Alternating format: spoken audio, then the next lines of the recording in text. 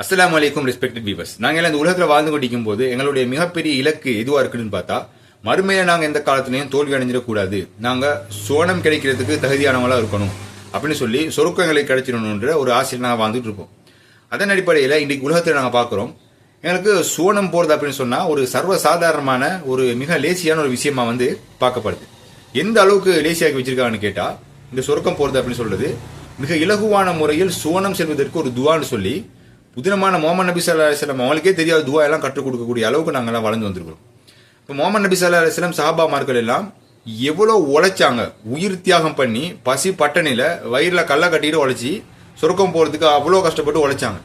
அதன் அடிப்படையில் அப்படி உழைச்சிட்டு நாங்கள் சோனம் போகிறதுக்கு ஒரு துவா கேட்கறதுல ஒரு நியாயம் இருக்குது. ஏன்னா அவங்க ஏன் உழைச்சாங்கன்னா அவங்களுக்கு வேலை என்னன்னு தெரிஞ்சு உழைச்சாங்க. எங்களுக்கு இங்கே வேலையே என்னன்னு தெரியாது, நாங்கள் வெறுமே துவா கேட்டு சொர்க்கம் போகணும்னு சொன்னால் இது ஒரு மிகப்பெரிய என்ன சொல்றதுன்னே விளங்குதில்லை. இதன் அடிப்படையில் இன்னும் நாங்கள் எப்படி நினைச்சிட்டு இருக்கோம்னு கேட்டால், நாங்கள் எல்லாம் அல்லாஹ்வுடைய செல்ல பிள்ளைகள், நாங்கள் எல்லாம் முஸ்லீமா பிறந்துட்டோம், நாங்கள் லா இலாஹா இல்லல்லா முஹம்மது ரசூலுல்லாஹ் அப்படின்னு சொல்லக்கூடிய இந்த புனிதமான கலிமா நாங்கள் சொல்லியிருக்கிறோம்.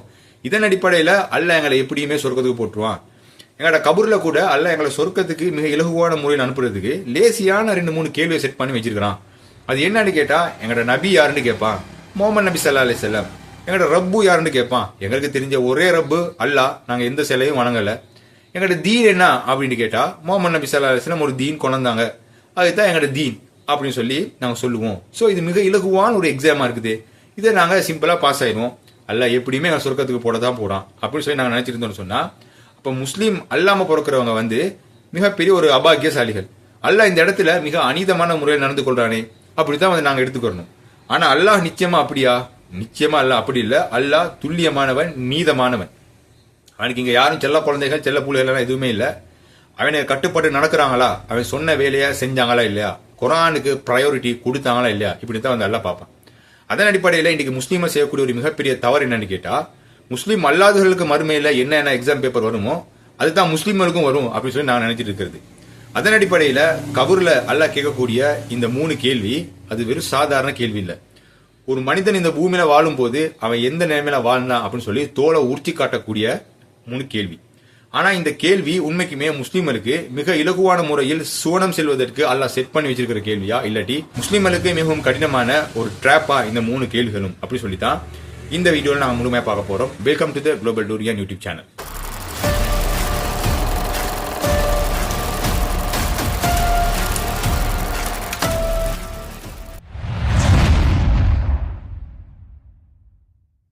தீன்னு சொன்னா என்ன, ரப்புன்னு சொன்னா என்ன நாங்க தெரிஞ்சுக்கணும்னு சொன்னா கட்டாயம் நாங்க ஒரு விஷயத்தை தெரிஞ்சுக்கணும். ஹிலாஃபா சம்பந்தமா தொடாம இதை பத்தி பேசவே இல்லாது. அதன் அடிப்படையில் இதை பத்தி பேசணும்னு சொன்னா முக்கியமா சில விஷயங்களை அது பேசுறதுக்கு முந்தைய எக்ஸ்பிளைன் பண்ண வேண்டிய ஒரு காலத்தின் கட்டாயத்தில் நாங்க இருக்கிறோம். என்ன அப்படின்னு கேட்டா, கிட்டத்தட்ட ஒரு மீடியா ரிப்போர்ட்ஸை கெதர் பண்ணி ஞானசார தேர்தல் அவர் அட்ரஸ் பண்ணியிருந்தார். என்னன்னு சொன்னா, ஸ்ரீலங்காவில் இலங்கைக்குள்ள சில முஸ்லீம் ஜமாத்தில் என்ன செய்யறான்னு கேட்டா, இந்த ஷரியா லோ எஸ்டாப்ளிஷ் பண்ண போறாங்க, இஸ்லாமிய ஒரு அரசாங்கம் உருவாக்குறதுக்கு அங்கே வேலை செஞ்சு கொண்டிருக்கிறாங்கன்ற மாதிரி அவர் பேசுறாரு. அது உண்மையா பொய்யா, எந்த அளவுக்கு உண்மைன்னு சொல்லி எல்லாம் எனக்கு தெரியாது. ஆனா இது சம்பந்தமா, இந்த ஹிலாஃபத்து சம்பந்தமா பேசுறதுனால இதனுடைய ஏண்ட நிலைப்பாடு என்ன அப்படி சொல்லி கட்டாயமா நான் தெரிவிக்க வேண்டிய ஒரு கட்டத்தில் இருக்கிறேன் இல்லையா. அதன் அடிப்படையில் இந்த வீடியோ கொஞ்சம் லென்த்தா போனாலும் பரவாயில்ல, சில முக்கியமான விஷயங்கள் நீங்க தெரிஞ்சுக்கிறீங்க அப்படி சொல்லி நான் நம்புறேன். அதன் அடிப்படையில் இந்த வீடியோவை கொஞ்சம் பொறுமையோட முழுமையா பார்க்குமாறு தாழ்மையுடன் கேட்டுக்கொள்கிறேன். அப்ப இந்த ஹிலாஃபா அப்படின்னு சொன்னா, இது முகமது நபி ஸல்லல்லாஹு அலைஹி வஸல்லம் காலத்துல இஸ்லாமிய கிலாஃபத்து உஸ்மானிய கிலாஃபத்து வரைக்கும் இந்த கிலாஃபத்து இருந்துச்சு. அப்ப முஸ்லீம்கள் எல்லாம் ஒரு ஜமாத்து கீழே தான் வாழ்ந்தாங்க. இந்த கிலாஃபத்து போது முஸ்லீம்கள் சிறுபான்மையா போகணுன்ற ஒரு அவசியமே வராது.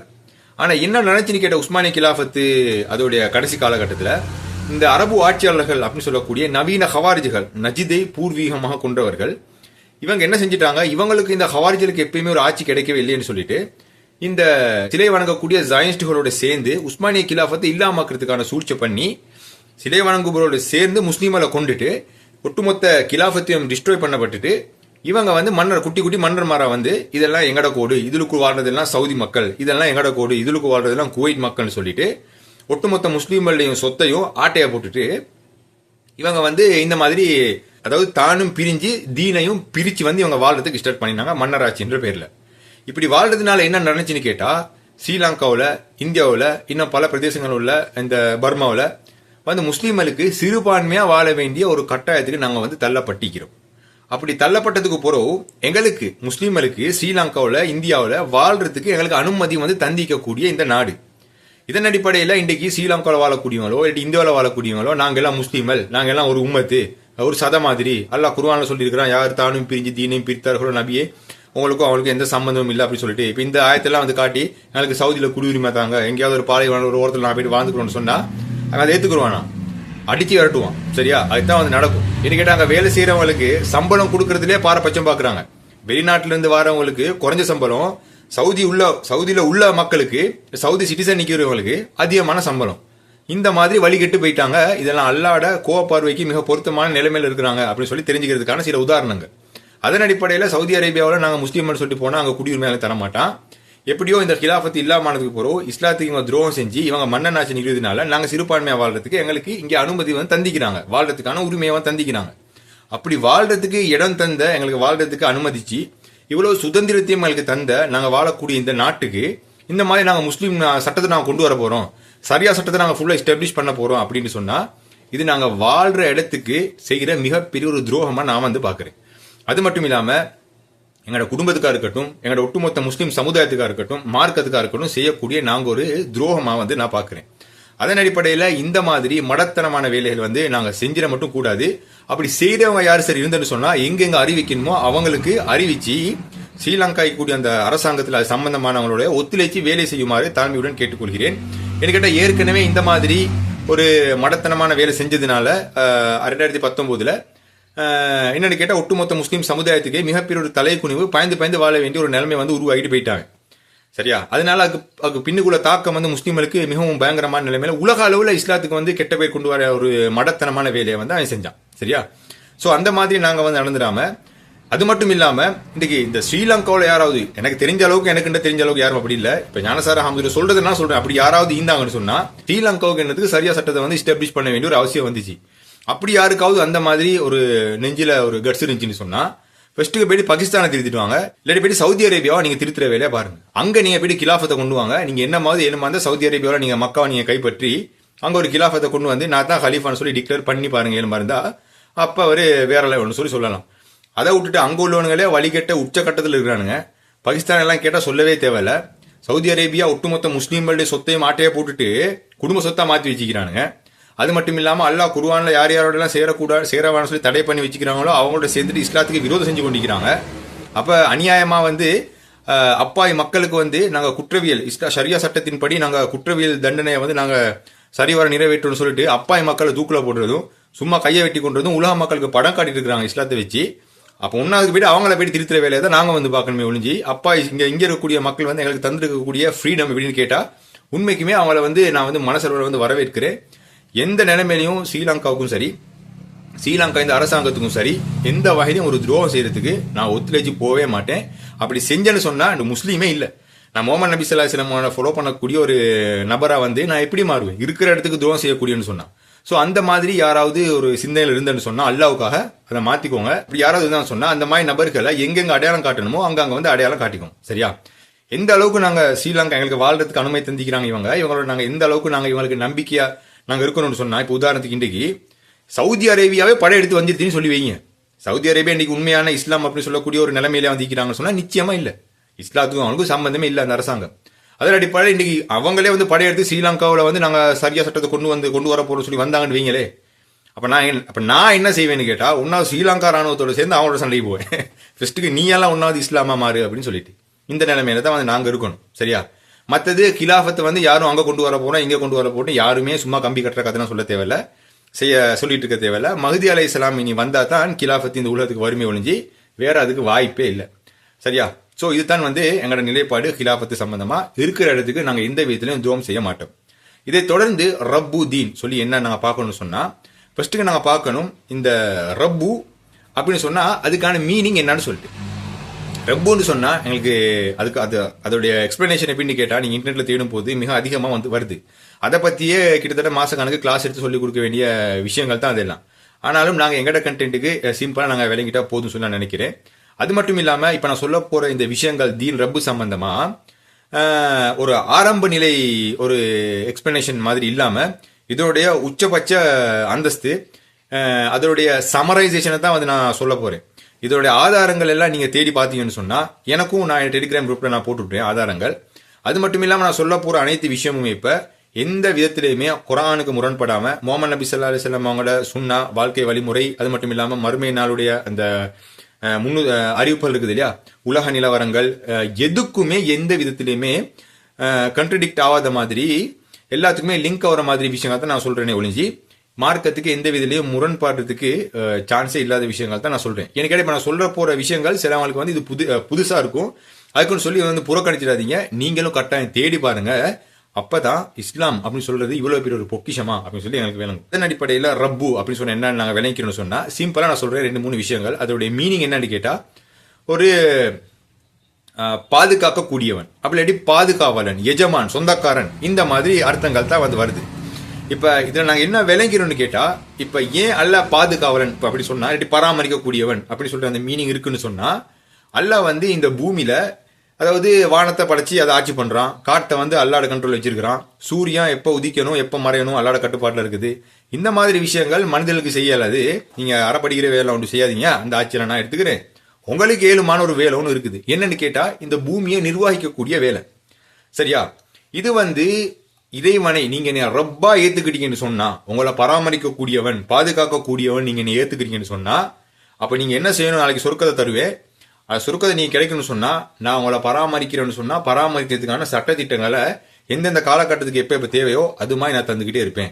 அது முஹம்மது நபி ஸல்லல்லாஹு அலைஹி வஸல்லம் காலத்துல முழுமையாக்கப்படுது. அதன் அடிப்படையில் அந்த கட்டளைகளை பூமியில நீங்க மேலோங்க செய்யறது தான் உங்களோட வேலை. இப்படி நீங்க செஞ்சீங்கன்னு சொன்னா, இந்த கட்டளைகளை எடுத்து இந்த பூமியில நீங்க நிலைநாட்டிங்கன்னு சொன்னா, அந்த விஷயத்துல நீங்க ரப்பா ஏத்திருக்கிறீங்கன்னு அர்த்தம். அதாவது இப்ப உதாரணத்துக்கு முஹம்மது நபி ஸல்லல்லாஹு அலைஹி வஸல்லம் காலத்துல அவங்க ரப்பா ஏத்துக்கிட்டாங்க. இப்ப அதுக்கு ஒரு உதாரணம் நான் சொல்றேன். என்னன்னு கேட்டா, முஹம்மது நபி இப்ப அல்லாஹ் சொல்றேன் என்னது, பாதுகாவலன், பராமரிக்க கூடியவன் அப்படின்னு சொன்னா, ஒரு மனுஷனுடைய வாழ்க்கையில என்னென்ன துறை இருக்குதோ அது அத்தனை துறையிலையுமே அல்லாஹ் பாதுகாவலனா இருக்கணும், பராமரிக்கிறவனா இருக்கணும். அப்ப அதுக்கான வழிகாட்டுதல இறைவன் தந்திருக்கணும். அதன் அடிப்படையில மனுஷனுடைய வாழ்க்கையில ஒவ்வொரு மனிதனுக்குமே மிக முக்கியமான ஒரு துறை என்னன்னு கேட்டா அரசியல். ஆன்மீகமும் தான், ஆனா அரசியல் மிக மிக முக்கியம். சோ பராமரிக்கக்கூடியவன், பாதுகாவன் சொன்னா அரசியல் ரீதியான வழிகாட்டுதல் அல்லாஹ்விடம் வராம இருக்குமா? ஒட்டுமொத்தமா குர்ஆன்ல தான் இருக்கு. முஹம்மது நபி ஸல்லல்லாஹு அலைஹி வஸல்லமோட சொல், செயல், அங்கீகாரம் சொன்னா என்னது? இதுதான். அப்ப அதன் அடிப்படையில இப்ப உதாரணத்துக்கு அல்லாஹ் சொல்றான், இப்ப அல்லாஹ் ஒரு வழிகாட்டுதல் பண்றான், நான் தான் உங்களை பாதுகாக்கக்கூடியவன், பராமரிக்கக்கூடியவன் சொன்னா, இந்த உலகத்தில் நீங்க வாழும் போது இந்த மானிட்டரி சிஸ்டம் சொல்லி ஒன்று இருக்கணும். இது மிக மிக முக்கியம். ஏன்னு கேட்டா, இப்ப ரப்பு அல்லாஹ் நாங்க ஒட்டுமொத்தமான ஒரு இந்த பூமியில், அதாவது முஹம்மது நபி ஸல்லல்லாஹு அலைஹி வஸல்லம் தீன முழுமையடைய செஞ்சாங்கன்னு சொன்னா, அல்லாஹ்வோட ஒட்டுமொத்த சட்டமும் வந்திருக்கு, அரசியல் ரீதியான சட்டமும் இந்த பூமியில மனிதர்கள் நிம்மதியா வாழ்றதுக்கு. அப்ப என்ன செய்யணும்? அதை சும்மா அங்க எங்க எடுத்தவங்க செய்யலாது. ஒட்டுமொத்தமா ஒரு சிஸ்டமா வேணும். அப்ப அதுக்கு ஒரு கிலாஃபத்து வேணும். சோ அந்த கிலாஃபத்துல என்னன்னு கேட்டா, ஒரு பார்லிமெண்ட் இருக்கும் உதாரணத்துக்கு. அந்த பார்லிமெண்ட்ல ஒட்டுமொத்தமா அல்லாஹ்வோட கட்டளைகள் தான் இருக்கும். அங்க மனோ இச்சைக்கு இடமே இல்லை. இப்ப இதுதான் முஹம்மது நபி ஸல்லல்லாஹு அலைஹி வஸல்லம் கிலாஃபத்துன்னு சொல்றது. அதுல ஒட்டுமொத்தமா அல்லாஹ் ரப்பா ஏத்துக்கிட்டாங்க. அப்ப அல்லாஹ் ரப்பா ஏத்துக்கிட்டுனா அந்த வழிகாட்டுதல் ஒவ்வொன்றும் இருக்கு இல்லையா, இந்த உலகத்துல மனிதனுடைய வாழ்க்கைக்கு தேவையான ஒவ்வொரு துறைகளுக்கும் அல்லாஹ்வோட வழிகாட்டுதல் இருக்கு இல்லையா, அதுதான் முஹம்மது நபி ஸல்லல்லாஹு அலைஹி வஸல்லம் அவங்களோட தீன், அல்லாஹ்வோட வழிகாட்டுதலின் படி. இதன் அடிப்படையில இந்த உலகத்துல ஒவ்வொரு மனிதனுக்கும் ஒவ்வொரு அரசாங்கத்துக்கும் மிக மிக முக்கியமான ஒரு வழிகாட்டுதல், இறைவன் வழிகாட்டுதல் சொல்லிட்டான், பராமரிக்கக்கூடிய சொல்லிட்டான், அப்ப அதுக்கு வழிகாட்டுதல் வேணும் இல்லையா. அப்படி மிக முக்கியமா தேவையான ஒன்று தான் மானிட்டரி சிஸ்டம். நாங்க என்ன நாணயத்தை நாங்க பயன்படுத்தணும் அப்படின்னு சொல்லிட்டு. ஏன்னா இது சாதாரணமான விஷயம் இல்லை. இன்றைக்கு இந்த உலகம் தேர்ட் வேர்ல்ட் வார் வரப்போறதுக்கான ஒரு முக்கியமான காரணமா இந்த கரன்சி தான் நிக்குது. அது மட்டும் இல்லாம ரோத்சைல்ட் அப்படின்னு சொல்லக்கூடியவர் என்ன சொல்றாருன்னு கேட்டா, who control the money he can rule the world அப்படின்னு சொல்றாரு. அதன் அடிப்படையில் அவங்க செஞ்சும் காமிச்சாங்க. ஸ்டெர்லிங் பவுனை வச்சு பிரிட்டனை ரூல் பண்ணினாங்க, அமெரிக்கன் டாலரை வச்சு அமெரிக்காவை ஒட்டுமொத்த உலகத்தையே ரூல் பண்ணினாங்க. இப்ப அடுத்து வர இருக்கிறது டிஜிட்டல் கரன்சி, அதை வச்சு உலகத்தையே ஆட்சி பண்றதுக்கான பிளானை அவங்க செஞ்சுட்டு போறாங்க. அப்ப அதன் அடிப்படையில கரன்சின்னு சொன்னா சும்மா சாதாரண விஷயம் என்ன இல்ல, ஒவ்வொரு மனிதனுக்குமே மிக மிக மிக முக்கியமான ஒரு விஷயம். அப்ப அந்த விஷயத்துல அல்லாஹ் வழிகாட்டுதல் பண்ணாம இருப்பானா? பண்ணிருக்கிறான். அது என்னன்னு கேட்டா, குர்ஆன்ல அல்லாஹ் சொல்றான், தங்கம் இல்லாட்டி வெள்ளி, டினார், திர்ஹம். இப்ப அல்லாஹ் நாங்க ரப்பா ஏத்துக்கிட்டோம்னு சொன்னா, பராமரிக்க கூடியவன் சொல்லி ஏத்துக்கிட்டோம்னு சொன்னா, இந்த சட்டத்தை நாங்க ஏத்துக்கிட்டு நடைமுறை கொண்டு வரணும். அப்படி செஞ்சாதான் நாங்க அல்லாஹ் ரப்பா ஏத்துக்கிட்டு இருக்கணும்னு அர்த்தம். இப்ப அதை முஹம்மது நபி ஸல்லல்லாஹு அலைஹி வஸல்லம் செஞ்சு காமிச்சாங்க. அதாவது முஹம்மது நபி ஸல்லல்லாஹு அலைஹி வஸல்லம் கொண்ட தீன்ல, முழுமையடைய செஞ்ச தீன்ல இந்த மானிட்டரி சிஸ்டம் சொல்றது ஒரே ஒரு அம்சம் தான். இது மாதிரி அல்லாஹ் மனிதனுடைய வாழ்க்கைக்கு தேவையான அத்தனை துறையிலையுமே வந்து வழிகாட்டுதல் பண்ணியிருக்கிறான். அதெல்லாம் முழுமையடைய செய்யறது தான் முகமது நபி ஸல்லல்லாஹு அலைஹி வஸல்லம் செஞ்சு சாதிச்சு காமிச்சாங்க சஹாபாமார்களோட. முகமது நபி ஸல்லல்லாஹு அலைஹி வஸல்லம் யாருக்கும் சொல்லிக் கொடுக்கல, இலகுவான முறையில் சோனம் செல்வதற்கு நான் ஒரு துவா வச்சிருக்கிறேன், நீங்க எதுக்கும் கவலைப்படாதீங்கன்னு சொல்லிட்டு அப்படி வந்து வழி கெடுக்கல. அவங்க வேலை என்னான்னு தெரிஞ்சு அதுக்காக உசுர கொடுத்து கஷ்டப்பட்டு செஞ்சு இந்த பூமியில எல்லாரும் நிம்மதியா இருக்கணும். மனித இனத்தை மட்டும் நினைக்கிறது இல்ல இஸ்லாம்னு சொல்றது, மிருக இனங்கள் பாதுகாக்கப்படணும். ஒரு ஆட்டுக்குட்டி பசியோட அந்த போர்டர்ல இருந்து இந்த போர்டருக்கு வந்துடக்கூடாதுன்னு உமர் அலி அல்லாஹ் ஒன்று வேலை செஞ்சாங்க. இயற்கை வளங்களை எப்படி பாதுகாக்கணும், உன்னை பாட்டுக்கு நீ வந்து மலையை வந்து உடச்சி நீ சம்பாதிச்சுட்டு இருக்கிறியே, அதனால 10 வருஷத்துக்கு பிறகு இந்த பூமிக்கு ஏற்படக்கூடிய நேச்சுரல் டிசாஸ்டர்ஸ் என்னன்னு சொல்லி உனக்கு தெரியுமா? மனிதனுக்கு அவ்வளவு தூரத்துக்கு யோசிக்கல, அவன் பெர்ஃபெக்ட் இல்லை. ஆனா இறைவன் வழிகாட்டுதல் தந்திருப்பான். அவன் தந்தன்னு சொன்னா கடைசி வரைக்கும் அதுல எந்த ஒரு கெடுதியும் வந்து இந்த உலகத்துக்கு வந்து வராது. அதன் அடிப்படையில இந்த மானிட்டரி சிஸ்டம் அப்படி சொல்லக்கூடிய தீன முகமது நபி ஸல்லல்லாஹு செஞ்சு மக்களுக்கு என்ஃபோர்ஸ் பண்ணினாங்க. இதன் அடிப்படையில இதுதான் ரப்பு, இதுதான் தீன்னு சொல்றது. தீன்லயே ஒரே ஒரு அம்சம் முகமது நபி ஸல்லல்லாஹு காட்டி தந்த ஒரே ஒரு வழிகாட்டுதல். இன்னும் பல விஷயங்கள் இருக்குது. அதே மாதிரி மருத்துவம், அந்த துறையை நீங்க எடுத்துக்கன்னு சொன்னாலும் மனிதனுக்கு மிக மிக முக்கியமானது. சரியா? அப்ப அல்லாஹ்வோட வழிகாட்டுதல் இருக்கு. அது எல்லாமே இயற்கையோடு ஒத்து போற மாதிரி மருந்துகள் இருக்கும். ஒரு நோய் ஒன்று வரும், அதுக்கான டிரெக்ட் மருந்து இருக்கும். அதன் அடிப்படையில் அந்த நீங்க மருந்தை நீங்க தொடர்ச்சி எடுத்துக்கிட்டு சொன்னாலும் இயற்கையோட அல்லாஹ் படைச்ச படைப்பிலிருந்து அந்த மருந்தை நான் செய்யறதுனால எங்களுக்கு சைட் எஃபெக்ட் எதுவும் வரதுக்கு வழியே இல்லை. ஆனா இன்னைக்கு சில மருந்துகள் இருக்கு, ஏதோ ஒரு நோய்க்கு அந்த மருந்தை குடிக்கிறாங்க, தொடர்ந்து குடிக்க வேண்டிய நிலைமை ஏற்படுது. அந்த மருந்தோட பவர்னால சில பேருக்கு வந்து கிட்னி எல்லாம் ஃபெயிலியர் ஆகி போகுது. இப்ப எங்கிட்ட அல்லாஹ்வோட வழிகாட்டுதல் படி முகமது நபி ஸல்லல்லாஹு அலைஹி வஸல்லம் அவங்கள தீன ஃபாலோ பண்றதுக்கு மாதிரி ஒரு மருத்துவம் ஒன்று இருந்தாலும் இங்கிட்ட இன்னொரு சைட்ல வந்து இந்த மாதிரி ஒரு மருத்துவமும் இருக்கத்தான் செய்யுது இந்த உலகத்துல. இப்ப அதன் அடிப்படையில இங்க என்ன நடந்துருச்சுன்னு கேட்டா, இந்த மாதிரி முகமது நபி ஸல்லல்லாஹு அலைஹி வஸல்லம் அல்லாஹ்வை ரப்பா ஏத்துக்கிட்டு அவனோட கட்டளைக்கு அடிபணிஞ்சு இந்த மாதிரி மனிதனுடைய வாழ்க்கை இந்த உலகம் இயங்குவதற்கு அழகான சட்ட திட்டங்களை தீனின் அடிப்படையில தீனா எஸ்டாப்ளிஷ் பண்ணிட்டு போனாங்க. அதன் அடிப்படையில அவங்க முகமது நபி ஸல்லல்லாஹு அலைஹி வஸல்லம் அவங்களுடைய தீன் என்னென்ன விஷயத்துல செஞ்சாங்கன்னு கேட்டா, இந்த மைண்ட்ரி சிஸ்டமா இருக்கட்டும், மருத்துவத்துறையா இருக்கட்டும், குற்றவியல் தண்டனைகள், குற்றவியல் சட்டங்களா எப்படி இருக்கட்டும், சமூகவியலா இருக்கட்டும், பொருளாதார சட்ட திட்டங்களா இருக்கட்டும், இந்த சமூகவியலா இருக்கட்டும், அப்படி ஒரு அரசாங்கம் வந்து எப்படி செயல்படணும், ஒரு ஆட்சியாளர் எப்படி தேர்ந்தெடுக்கணும், ராணுவத்தை எப்படி பயன்படுத்தணும், ஒரு போருக்கு போனா என்ன செய்யணும், இந்த மாதிரி இப்ப இன்றைக்கு இருக்கிற மாதிரி இஸ்ரேல் செஞ்ச மாதிரி சும்மா அப்பா குழந்தைங்க எல்லாம் கொள்ளையிலுமா, அந்த இடத்துல அல்லாஹ்வோட வழிகாட்டுதல் இருக்கு. என்னது? மரத்தை வெட்டலாது, தண்ணியை அசுத்தப்படுத்தலாது, சரியா? மிருகத்துங்களை கொள்ளலாது, பெண்களை அநியாயம் செய்யலாது, வயது போனவங்களுக்கு அநியாயம் செய்யலாது, சின்ன பிள்ளைகளுக்கு எந்த வித அநியாயமும் செய்யலாது, மன்னிப்பு கேட்டவங்களுக்கு விரட்டி அடிக்கலாம் இயலாது. அதே மாதிரி தப்பிச்சு ஓட்டுறவங்கள விரட்டி போயிட்டு பிடிச்சி மறுக்க அவங்களை அடிக்க இந்த சட்டமும் இல்லை. இது எல்லாத்துக்கும் முந்தி சண்டைக்கு போருக்கு போறதுக்கு முந்தி தனித்தனியா 2 நாள்ல இருந்து சண்டை போட்டுக்குருவாங்க, முபாசிரத் அப்படின்னு சொல்லுவாங்க. என்ன கேட்டா பெரிய இலக்க சந்திக்காம இருக்கிறதுக்கு சின்ன இழப்பு, இதுக்கு போறவு 2 பேரும் அடிச்சு ஒருத்தர் வெத்தினதுக்கு போறவு யாரு வெத்தினாங்களோ அதோடய முடிச்சுக்கலாம். சோ இந்த மாதிரி மிக அழகான பொக்கிஷங்கள் இருக்குது. ஃபாரின் பாலிசின்னு சொன்னா எப்படி இருக்கணும் அப்படின்ற மாதிரி அல்லாஹ்வோட ஒட்டுமொத்தமா ரப்பா ஏத்துக்கிட்டேன்னு சொன்னா முகமது நபி ஸல்லல்லாஹு அலைஹி வஸல்லம் ஏத்துக்கிட்டு செஞ்ச விஷயங்கள் தான், இந்த பூமியில நடைமுறை கொண்ட விஷயங்கள் தான், அரசியல் ரிலேட்டடான விஷயங்கள் தான் தீன் அப்படின்னு சொல்லப்படும். சரியா? இப்போ அல்லாஹ் இந்த மாதிரி ஒரு மானிட்டரி சிஸ்டத்தை வந்து வச்சிருக்கிறான். இப்ப என்ன நடந்துச்சுன்னு கேட்டா, இன்னைக்கு இன்டர்நேஷனல் மானிட்டரி ஃபண்ட்னு சொல்லி அவங்க ஒரு மானிட்டரி சிஸ்டம் வந்து வச்சிருக்காங்க. இப்ப அல்லாஹ்வை ரப்பா நாங்க ஏத்துக்கிட்டேன்னு சொன்னா என்ன நடக்கும்னு கேட்டா, அல்லாஹ் சொன்ன கரன்சி தானே இருக்கணும். அல்லாஹ் என்னென்ன கரன்சி சொல்லியிருக்கிறான், முகமது நபி ஸல்லல்லாஹு அலைஹி வஸல்லம் தீனின் அடிப்படையில என்னென்ன சொன்ன கரன்சின்னு பார்த்தா, தங்கம், வெள்ளி, அது மட்டும் இல்லாம இந்த ஈச்சப்பழம், உப்பு, கோதுமை, இந்த பார்லி, இந்த மாதிரி விஷயத்தெல்லாம் முகமது நபி ஸல்லல்லாஹு கரன்சியா பாய்ச்சாங்க. இதனோட உள்ளுக்கு எல்லாமே பொறுமதி வந்து இருக்குது. இப்ப தங்கத்தை வந்து யாருக்காவது பொறுமதி இல்லைன்னு சொல்லணுமா, நான் உங்களோட இதுக்கு போற இனிமே உங்களோட சல்லி வந்து பொறுமதி இல்லை, நான் சாங்ஷன் பண்ணிடுவோம், இன்னைக்கு அமெரிக்கா சொல்லிட்டு இருக்குது, அந்த மாதிரி சொல்லிடுவா?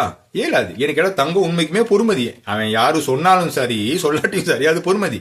ஆனா இன்றைக்கு வச்சிருக்கக்கூடிய கரன்சி அங்க பொறுமதி இருக்குதா? வெறுமே பேப்பர் தானே. ஆனா எங்கட பேப்பருக்கு பார்க்க இன்னொரு பேப்பர் பொறுமதி கூடிக்கிட்டே போகுதே. அப்ப இதுக்கு பின்னுக்கு ஒரு சூழ்ச்சி வந்து விளங்கலையா? அதுதான் சொல்றான், அல்லாஹ்வோட மிகப்பெரிய வழிகாட்டுதல் இன்னைக்கு ஒட்டுமொத்த முஸ்லீம் உலகமுமே கோட்டை விட்டுருச்சு. இதனால என்ன நடந்துச்சுன்னு கேட்டா, இந்த உலகத்துல மிகப்பெரிய ஒரு ஏற்றத்தாழ்வு உருவாயிடுச்சு. அதாவது first world country, second world country, third world country. First world country மிகப்பெரிய எலிட்ஸ், அவங்க எல்லாம் உயர்ந்தவர்கள், பொருளாதார ரீதியா மிகவும் வளர்ச்சி அடைஞ்சவர்கள். அப்ப தேர்ட் வேர்ல்ட் கண்ட்ரின்னு சொன்னா என்னடா நடந்துச்சு, என்ன பாவம் பண்ணினாங்க? அவங்க remaining as a poor countries, not only remaining as a poor countries, permanently poor. இதுதான் வந்து பிரச்சனை. சாவா காட்டிலையும் இந்த சிஸ்டம் இருக்க காட்டிலையுமே அவங்க எல்லாம் வரம்பு கீழே உள்ள நாடு தான். இது எப்படின்னு கேட்டா, இந்த மாதிரி மிக முக்கியமான சூழ்ச்சிகள், இதுக்கு பின்னுக்கு இருக்கு உண்மையான வட்டின்னு சொன்னா என்னன்னு சொல்லிட்டு இந்த மாதிரி விஷயங்களை யூஸ் பண்ணி இந்த மாதிரி செஞ்சிருக்காங்க. அல்லாஹ்வோட ஒரு வழிகாட்டுதல விட்டதுனால முகமது நபி ஸல்லல்லாஹு அலைஹி வஸல்லம் கொண்ட முழுமையான தீன்ல ஒரு அம்சத்தை விட்டதுனால உலகத்துக்கு வந்த நிலைமை இது. சரியா? அப்ப இதுதான் தீன்னு சொன்னா என்னது, ரப்புன்னு சொன்னா என்னதுன்றதுக்கான சிம்பிளான விளக்கம். ஆனா நாங்க வாழக்கூடிய காலகட்டம் என்னது, இப்பதான் மிக முக்கியமான சப்ஜெக்ட் நாங்க பார்க்க போறோம். அல்லாஹ் ஏன் இந்த கேள்வியை கபூர்ல கேட்கறான் அப்படின்னு சொல்லி நாங்க விளங்கிறதுக்கு. இப்ப நாங்க வாழக்கூடிய காலகட்டம் என்ன காலகட்டம்னு கேட்டா, முகமது நபி ஸல்லல்லாஹு சொன்ன மாதிரி முல்கன் ஜப்ரியத்தன். இந்த காலகட்டத்துல இங்க இருக்கக்கூடிய எக்ஸாம் முஸ்லிம்களுக்கு மிகவும் அட்வான்ஸ் லெவல்ல ஈக்கும். அப்படி எங்களோட எதிரி யாருன்னு கேட்டா, மிக முக்கியமான 2 எதிரி இருக்கிறாங்க எங்களோட. யாருன்னு கேட்டா தஜ்ஜால், யாஜூத் மௌஜூத். இப்ப இந்த இடத்துல நாங்க இந்த தீனுக்கும் ரப்புக்கும் என்ன ஆச்சு அப்படின்னு சொல்லி நாங்க இந்த காலகட்டத்தில் விளங்கிறதுக்கு நாங்க ஒரு விஷயத்தை நாங்க தெளிவா பார்க்கணும். இந்த அல்லாஹ் சொல்லி எங்கட ரப்புல் ஆலமீன் இருக்கிறான், அவன் நபின்னு சொல்லி முகமது நபி ஸல்லல்லாஹு அலைஹி வஸல்லம் அனுப்பினா. அந்த நபியோட சேர்ந்து இந்த சஹாபாமார்கள் ஒத்துழைச்சி வேலை செஞ்சு ஒரு முழுமையான கிலாஃபத்தை உருவாக்கி வச்சாங்க இல்லையா. இப்ப இந்த கிலாஃபத்துன்னு சொன்னா அல்லாஹ் ரப்புல் ஆலமீனை ஏத்துக்கிட்ட ஒரு சமுதாயமா அந்த கிலாஃபத்துல வாழ்ந்துட்டு இருக்காங்க. அங்க இருக்கக்கூடிய வழிகாட்டுதல் எல்லாமே முகமது நபி ஸல்லல்லாஹு அலைஹி வஸல்லம் அவங்களோட தீனின் அடிப்படையில் இருக்கக்கூடிய வழிகாட்டுதல். சரியா? இப்ப இன்றைக்கு வாழக்கூடிய காலகட்டத்தில் என்ன நடந்து போச்சுன்னு கேட்டா, இது அப்படியுமே ஏற்றத்துக்கு மாற்றமா இங்க செஞ்சு வச்சிருக்குது முல்கன் ஜப்ரியத்தன். அது என்ன அப்படின்னு பார்த்தா, அங்க எப்படி அல்லாஹ் ரப்புல் ஆலமீன் இருக்கிறானோ, இன்றைக்கு இந்த கட்டளைகள் ஆட்சி அதிகாரம் யார்ட கையில் இருக்குன்னு கேட்டா இப்லீஸ் அவனோட கட்டுப்பாட்டு கீழே இருக்குது. அல்லாஹ் எப்படி முகமது நபி ஸல்லல்லாஹு அலைஹி வஸல்லம் ஒரு நபியா இந்த உலகத்துக்கு அனுப்பினானோ, அந்த இப்லீஸ் இந்த உலகத்துக்கு தஜ்ஜால அனுப்பியிருக்கிறான். அந்த முகமது நபி ஸல்லல்லாஹு அலைஹி வஸல்லம் எப்படி சஹாபாமார்களை வச்சு வேலை செஞ்சாங்களோ, இந்த தஜ்ஜால் யஜூத் மௌஜூத்ல வச்சு வேலை செஞ்சுட்டு இருக்கிறான். அதன் அடிப்படையில் அல்லாஹ் குர்ஆன்ல என்ன சொல்றான்னு கேட்டா, இந்த 9:33 நினைக்கிறேன், முகமது நபி ஸல்லல்லாஹு அலைஹி வஸல்லம் அனுப்பின நோக்கத்தை சொல்றான். என்னன்னு கேட்டா, முகமது நபி ஸல்லல்லாஹு அலைஹி வஸல்லம் அல்லாஹ் ஏன் அனுப்பின்னு சொல்லும் போது, முஷ்ரிக்குகள் காஃபிர்கள் விருத்த போதிலும் எல்லா மார்க்கங்களையும் விட மேலோங்குவதற்காக சொல்லி அல்லாஹ் ஒரு ஒன் வேர்ல்ட் ஆர்டரை இன்னைக்கு டிக்ளேர் பண்றான் குர்ஆன்ல. அல்லாஹ் அதாவது ஈசா அலைஹிஸ்ஸலாம் இதைத்தான் செய்வாங்க, உலக கிலாஃபத்தை கொண்டு வருவாங்க, உலக ஆட்சியை கொண்டு வருவாங்க. மஹதி அலைஹிஸ்ஸலாத்தோட சேர்ந்து ஒட்டுமொத்த உலகத்துக்குமே நிம்மதியை ஏற்படுத்துவாங்க. அல்லாஹ்வோட முழுமையான கட்டளை எஸ்டாப்ளிஷ் பண்ணுவாங்க. அப்ப அல்லாஹ் இன்னைக்கு ஒரு ஒன் வேர்ல்ட் ஆர்டரை பத்தி டிக்ளேர் பண்றான் குர்ஆன்ல. இப்ப இதுக்கு எதிராக, அதாவது இந்த ஒன் வேர்ல்ட் ஆர்டர்ல அல்லாஹ் ரப்பா ஏத்துக்கிட்ட ஒரு சமுதாயம் இருக்கும், முகமது நபி ஸல்லல்லாஹு அலைஹி வஸல்லம் அவங்களோட தீனை முழுமையா ஃபாலோ பண்ணக்கூடிய ஒரு சமுதாயமா இருக்கும். இப்படி இருந்தா ஓகே, கபூர்ல அவங்களோட ரப்பு யாருன்னு கேட்டா அல்லாஹ்னு சொல்லி நாங்க சொல்லிடுவோம். அவங்களோட நீங்க ஃபாலோ பண்ணின தீன் யாருன்னு கேட்டா முகமது நபி ஸல்லல்லாஹு அலைஹி வஸல்லம் கொண்ட தீன் அல்லாஹ் சொல்லிடுவோம், எஸ்கேப் ஆயிரும், எந்த பிரச்சனையுமே இல்லை. ஆனா இன்றைக்கு என்ன தெரியுமா நடந்துட்டு இருக்குது, நான் ஏற்கனவே லாஸ்ட் வீடியோ சொன்ன மாதிரி ஈசா அலைஹிஸ்ஸலாம் உலகாட்சி கொண்டு வரதுக்கு பதிலா போலியான மசீஹ் வந்திருக்கிறான், பொய்யான ஈசா அலைஹிஸ்ஸலாம் என்ற பெயர்ல தஜ்ஜால் இன்னைக்கு வந்திருக்கிறான். அவன் இன்னைக்கு இந்த உலகாட்சியை கொண்டு வரதுக்கான வேலையை செய்யறான். இதன் அடிப்படையில தஜ்ஜாலுடைய மிஷன் என்னன்னு கேட்டா உலக ஆட்சியை கொண்டு வருது. அதுக்கான உதாரணம் போன வீடியோ சொல்லியிருந்தேன். அப்ப உலக ஆட்சியை கொண்டு வரதுன்னு சொன்னா ஒட்டுமொத்த உலகமே அவனோட கட்டுப்பாட்டில் அவன் கொண்டு வரணும் இல்லையா. அதாவது குளோபலைசேஷன், உலகமயமாக்குதல். பிரிட்டன்ல நின்று பண்ண வேலைவங்க. சரியா? அதாவது தஜ்ஜாலுடைய 1வது நாள் ஒரு வருஷம் மாதிரி மிகப்பெரிய ஒரு காலகட்டம் போச்சு. இப்ப இது அல்லாஹ் குர்ஆன்ல எப்படி சொல்றான் அப்படின்னு கேட்டா, யஜூத் மௌஜூதுக்கு வழி திறக்கப்பட்டால் அவர்கள் ஒவ்வொரு உயரத்தில் இருந்தும் விரைந்து வருவார்கள் அப்படின்னு சொன்னா, இந்த ஏதோ இந்த கம்பி கட்டுற கதையெல்லாம் சொல்லியிருக்காங்க, அதெல்லாம் பேசி டைமை வேஸ்ட் பண்ண தேவையில்லை. இதன் அடிப்படையில் அல்லாஹ் என்ன சொல்றான்னு கேட்டா, யஜூத் மௌஜூதுக்கு வழி திறக்கப்பட்டால் ஒவ்வொரு உயரத்தில் இருந்தும் விரைந்து வருவார்கள் என்று சொன்னா, இந்த உலகத்தை அவனோட கட்டுப்பாட்டை கீழே வச்சுப்பாங்க. அதன் அடிப்படையில் இந்த யுனைடெட் நேஷன் ஆர்கனைசேஷன் யஜூத் மௌஜூத கட்டுப்பாட்டில் இருக்கும். அதுக்கு வழிகாட்டுதல் தஜ்ஜால் பண்ணியிருப்பான். தஜ்ஜால் மாஸ்டர் மைண்ட் இப்லீஸை ஃபாலோ பண்ணிட்டு இருப்பான். அது மட்டும் இல்லாமல் இந்த இன்டர்நேஷனல் மானிட்டரி ஃபண்டா இருக்கட்டும், வேர்ல்ட் ஹெல்த் ஆர்கனைசேஷன் ஆகிக்கட்டும், செக்யூரிட்டி கவுன்சில் ஆகிக்கட்டும், இல்லாட்டி எக்கனாமிக்கல் ஃபோரம் ஆகிக்கட்டும், அமெரிக்காவா ஆகிக்கட்டும், லண்டன் ஆகிக்கட்டும், உலக அரசாங்கங்கள் ஆகிக்கட்டும், எல்லாமே யஜூத் மௌஜூதுடைய கட்டுப்பாட்டில் இருக்கும் அப்படின்னு அல்லாஹ் இந்த சூறால சொல்றான். World government, we should abolish all states, all nations, all borders, but instead have only one world government. And that world government is to be by certain people, elites, people who are very rich, very intelligent, very powerful in many ways. They are the ones who will govern the world. There was not much talk about democracy or choice of leaders. Instead, there was to be a government by these elites who will impose their rules on everyone in this world. And for those who are unwilling to submit to them, there will be punishment. And the peace that we will get from this is the peace of the graveyard. Because the intention also is to reduce the number of people in this world. At the time when the New World Order was enunciated, the population of this world was only 3 billion. The intention was to reduce it to 1 billion. Now the population of the world is 7 billion. There will be a need to kill many billions of people or to starve them to death or to prevent them from giving birth in order to reduce the population of this world. அவர்களுக்கு வழித்திருக்கப்பட்டால் ஒவ்வொரு உயரத்தில் இருந்து விரைந்து வருவார்கள் அப்படின்னு சொல்லிட்டு, சரியா? அப்ப அதே மாதிரி இந்த யஜூஜ் மஜூஜ் சம்பந்தமா இன்னொரு விஷயம் நாங்க விளங்கிக்கிறோம் பாருங்க. அவர்களுக்கு வழித்திருக்கப்பட்டால் ஒவ்வொரு உயரத்தில் இருந்து விரைந்து வருவார்கள் சொல்றதுக்கு ஒரு மிக முக்கியமான உதாரணம் என்னன்னு கேட்டா, இந்த யுனைடெட் நேஷன் ஆர்கனைசேஷன்ல வந்து வீட்டோ பவர்னு சொல்லி ஒன்று கொடுத்திக்குது. வெறும் 5 நாடுகள் தான் கொடுத்திக்குது. ஒரு 95 நாடுக்குன்னு நினைக்கிறேன். அதுல 90 நாடுகள் என்ன சொன்னாலும் அங்க வந்து ஏற்றுக்கொள்ளப்பட மாட்டாது. வெறும் 5 நாடுகள் என்ன முடிவு எடுக்கிறாங்களோ அவனுக்கு தான் அந்த அதிகாரத்தை வந்து இந்த உலகத்துல வந்து கொடுத்துருக்குது. அந்த 5 நாடு யாருன்னு கேட்டா, ரஷ்யா, சைனா ஒரு பக்கம் இருக்க, மீதி 3மே ஜைனிஸ்ட் கண்ட்ரிகள், அதாவது அமெரிக்கா, பிரிட்டன், பிரான்ஸ். இந்த 5 கண்ட்ரியுமே யாரு அப்படின்னு பார்த்தா இவங்க தான் நவீன யஜூதும் மஜூதுகளும். அல்லாஹ் குர்ஆன்ல இப்படி சொன்னா பாத்தீங்களா? அவர்களுக்கு வழித்திருக்கப்பட்டால் ஒவ்வொரு உயரத்தில் இருந்து விரைந்து வருவார்கள். ஒட்டுமொத்த உலகமுமே இன்னைக்கு அவங்களோட கட்டுப்பாட்டை தான் இருக்கு. அதை சிம்பிளா விளங்கிறதுக்கு இன்னொரு நான் மிக சிறந்த உதாரணம்னு நான் சொல்றேன். இப்ப அல்லாஹ் தந்த மருத்துவ ரீதியான வழிகாட்டுதல் வந்து ஒன்று இருக்குது. முஹம்மது நபி ஸல்லல்லாஹு அலைஹி வஸல்லம் ஒரு தீனா அது எஸ்டாப்ளிஷ் பண்ணினாங்க. ஆனா இன்றைக்கு என்ன ஆயிடுச்சுன்னு கேட்டா, இந்த கிலாஃபத் இல்லாம போற ஒட்டுமொத்தமா இப்லீஸ்ட கைக்கு போயிட்டு அது தஜ்ஜாலோட வழிகாட்டுதல் படி யஜூஜ் மஜூஜ் செஞ்சு கொண்டிருக்கிறான். அப்ப இந்த யஜூஜ் மஜூஜ்ல வந்து யாரை வந்து ஃபாலோ பண்ணுவாங்க? ஷைத்தான வணங்கக்கூடியவர்கள். இந்த ஷைத்தான வணங்கக்கூடிய இந்த கூட்டத்தை அல்லாஹ் அர் ரஹ்மான்ல வந்து சொல்றான் 12வது வசனத்துல. என்னன்னு கேட்டா இந்த இருசாரர்களை பத்தி எல்லாம் பேசுவான். அதுல ஒன்று என்னன்னு கேட்டா, இந்த டிரெக்டா வந்து சைத்தானை வந்து குடிக்கும். இன்னொன்று இந்த சைத்தானை வணங்கக்கூடிய இன்றைக்கு நவீன யஜூஜ் மஜூஜ்கள் பத்தி அது பேசுது. அப்ப இவங்க என்ன செஞ்சிட்டாங்க? சைத்தானை வந்து வணங்கி கொண்டிருக்கிறாங்க இந்த யஜூஜ் மஜூஜ்கள் இன்னைக்கு. அப்ப இந்த சைத்தானை வணங்கக்கூடிய அந்த சைத்தானுக்கு வச்சுக்கிற பேர் என்னன்னு கேட்டா பெஃபோமேட்னு சொல்லி ஒரு சிலையை வந்து வச்சுக்கிறாங்க. ஆட்டு தலையை போட்டு நீங்க மேலே ஸ்கிரீன்ல பாப்பீங்க. அந்த ஆட்டுத்தலையுடைய வயிற்று, அந்த ஆடு மாதிரி ஒரு சிலை ஒன்று இருக்குது. அதோட வயிற்று பகுதி நீங்க பாத்தீங்கன்னு சொன்னா அதுல ஒரு லோகோ ஒன்று இருக்கும். ஒட்டு மொத்தமா இந்த தஜ்ஜால், இந்த இப்லீஸ், இந்த யஜூஜ் மஜூஜ் சொன்னாலே எல்லாமே சிம்போலிக் தான். அப்ப இவங்களை பத்தி ஆஹிரு ஜமான்ல முஸ்லீம்கள் தெரிஞ்சுக்கணும்னு சொன்னாலும் குர்ஆன்லயும் முஹம்மது நபி ஸல்லல்லாஹு அலைஹி வஸல்லமோட வழிகாட்டுதலும் எல்லாமே சிம்போலிக்கா தான் இருக்கும். இப்ப குர்ஆன்ல அல்லாஹ் சொல்றான் இல்லையா, கருப்பு கயிறுல இருந்து வெள்ளை கயிறு வெளியே போட காட்டலையே அப்படின்னு சொல்லிட்டு. ஏன் அல்லாஹ்க்கு வந்து டிரெக்டா சொல்ல தெரியாதா இரவு பகல் அப்படின்னு சொல்லிட்டு? அப்போ ஒரு ட்ரைனிங்கை வந்து வச்சிருக்கான் அல்லாஹ். அதே மாதிரி தான் இந்த விஷயத்துங்கள்ல அல்லாஹ் வந்து ஒரு மறைவோட வந்து பேசுவான், ஒரு ஹிக்மத்தோட பேசுவான். அவர்களுக்கு வழித்திருக்கப்பட்டால் ஒவ்வொரு உயரத்திலிருந்து விரைந்து வருவார்கள். தஜ்ஜால்னு சொல்லக்கூடிய ஒற்றை கண்ணை வந்து வச்சிருப்பான் சொன்னா டிரெக்ட் மெசேஜ் எல்லாம் எதுவுமே இல்லை. அவனை நெத்தில காஃபில எழுதிருக்கும். எல்லாத்துக்கும் தான் வாசிக்க தெரியும். ஏன் அரபு நாடுகள்ல பாலஸ்தீன்ல இருக்கக்கூடிய உண்மையான கிறிஸ்துவ ஃபாதர்கள் இருக்காங்க, சட்டப்படி குர்ஆன் வாசிப்பாங்க. அவங்க முஸ்லீம்களுக்கு பார்க்க நல்ல அரபு பேசுவாங்க. அப்ப அவங்க எல்லாம் ஈஸியா வந்து அடையாளம் கண்டுக்குவாங்க. ஆனா அப்படியே காஃபின்னு சொல்லி டிரெக்டா எழுதிருக்காது. இது எல்லாமே க்ளூ முஹம்மது மெசேஜ் கொடுத்திருப்பாங்க. அதன் அடிப்படையில இந்த ஷைத்தானை வணங்கக்கூடிய இந்த யஜூஜ் மஜூஜ்கள் பொஃபமெட் சொல்லி ஒரு இதொன்று வச்சிருக்காங்க. அது அந்த சிலையுடைய வயிற்று பகுதியில வந்து இந்த மாதிரி ஒரு லோகோ ஒன்று இருக்குது, நீங்க பாப்பீங்க.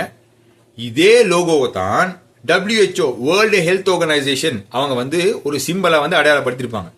சாதாரண ஒரு கம்பெனி ஒரு லோகோ ஒன்று போட்டுன்னு சொன்னாலே அதுக்கு அந்த பிசினஸ் சம்பந்தமா கம்பெனி ரிலேட்டடா அதோட பிளாஷ்பேக் என்ன, இதோட ஹிஸ்டரி என்னான்னு எல்லாமே மெச்ச வர மாதிரி ஒரு லோகோ செஞ்சு வச்சுப்பாங்க. உலகத்துக்கே மருந்து ரீதியா, மருத்துவ ரீதியா நல்லது கெட்டது சொல்லிக் கொடுக்கக்கூடிய WHO அப்ப அவங்க ஒரு லோகோ போட்டா சும்மா போடுவாங்களா? டிரெக்டா டிக்ளேர் பண்ணிருக்காங்க, இதெல்லாம் யஜூஜ் மஜூஜ் கண்ட்ரோல தான் இருக்குது, நாங்கெல்லாம் இப்லீஸ்க்கு தான் வேலை செய்யறோம், நாங்கெல்லாம் இப்லீஸ்ட கட்சி அப்படின்னு சொல்லிட்டு. இப்ப இந்த மருத்துவ ரீதியான இந்த வழிகாட்டுதல் ரப்புகிட்ட இருந்து போயிட்டு முஹம்மது நபி ஸல்லல்லாஹு அலைஹி வஸல்லம் தீன்ல இருந்தும் போயிட்டு அப்படியே யஜூஜ் மஜூஜ் அவங்களோட கட்டுப்பாட்டு கீழே போயிட்டுருச்சு. அதாவது தஜ்ஜால் வந்து ஆட்சி பண்ணி கொண்டிருக்கிறான், தஜ்ஜால இப்லீஸ் வந்து ஆட்சி பண்ணி கொண்டிருக்கிறான்.